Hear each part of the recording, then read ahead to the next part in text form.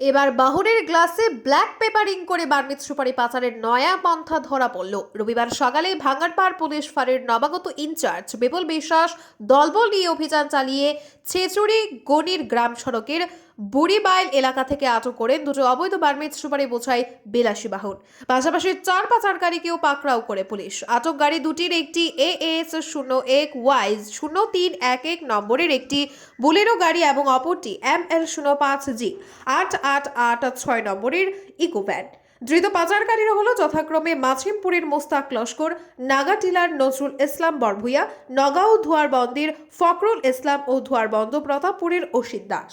এবার বাহনের গ্লাসে ব্ল্যাক পেপারিং করে বার্মিজ সুপারি পাচারের নয়া পন্থা ধরা পড়ল। রবিবার সকালে ভাঙ্গারপাড় পুলিশ ফাঁড়ির নবাগত ইনচার্জ বিপুল বিশ্বাস দলবল নিয়ে অভিযান চালিয়ে ছেচুড়ি গনির গ্রাম সড়কের বুড়িবাইল এলাকা থেকে আটক করেন দুটো অবৈধ বার্মিজ সুপারি বোঝাই বিলাসী বাহন।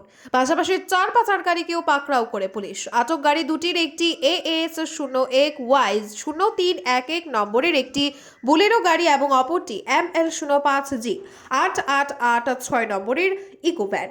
ধৃত পাচারকারীরা হলো যথাক্রমে মাছিমপুরের মোস্তাক লস্কর, নাগাটিলার নজরুল ইসলাম বরভুইয়া, নগাঁও ধোয়ারবন্দের ফখরুল ইসলাম ও ধোয়ারবন্দ প্রতাপপুরের অসিত দাস।